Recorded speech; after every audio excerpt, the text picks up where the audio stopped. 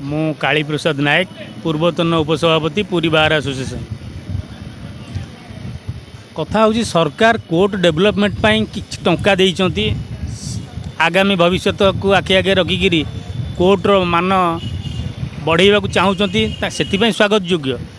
किंतु सही अनुपात से कटक भुवनेश्वर बरहमपुर भाया जगार सेम जगार ताकू मॉडलिंग करी आधुनिक धरणर आधुनिक स्टाइल रे ताकू तैयारी करिसंती जोथरे सबु कोर्ट तारी भितर रहीगला।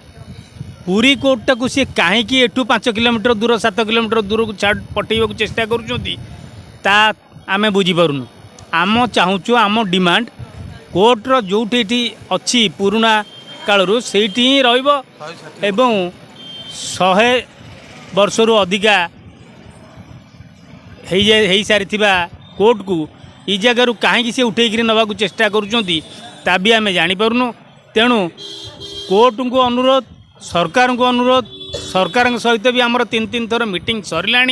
सरकार भी राजी अच्छा किंतु कौन पाई कार्यक्रम आरंभ करूना एवं सेठी अलग जगार एठू 7 किलोमीटर 8 किलोमीटर दूर को पठे देवा कोर्ट को चेष्टा करुँच से आम क्षोभर सह एटी सत्याग्रह रे बसीचु। जदि सरकार न शुणती परवर्ती पदक्षेप बार एसोसिएशन मीटिंग पर जना पड़ो जहाँ करने को चिंता करेंगे सभ्य मैंने ता करा एठी आमको भी गोटे मीटिंग रे राजस्व मंत्री एवं आईन मंत्री बसिकी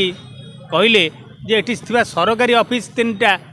सेगुड़ाक सब तहसील ऑफिस डीआरडी ऑफिस एवं उप जिलापाल ऑफिस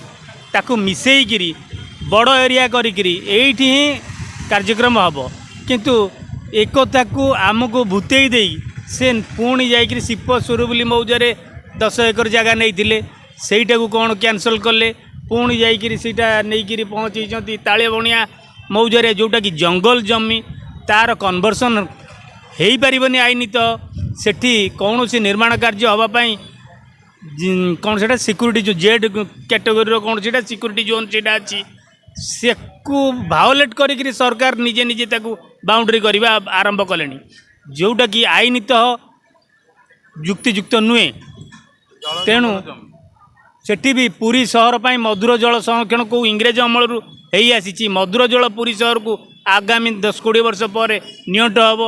पुरी सहर में मीठा पानी पाइबेनि आ लोक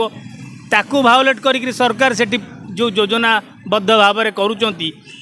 आमे ताकू पसंद करूना। तेणु आमे सरकार को अनुरोध करुचु जे एठी जहाँ आमको प्रतिश्रुति देइथिले राजस्व मंत्री आईन मंत्री सही अनुपात कार्यक्रम हाथ को नियंतु एवं समस्त कोर्ट को एठी योजनाबद्ध भाव में आधुनिक धरणर कैंपस तैयारी करने व्यवस्था करନ୍ତୁ।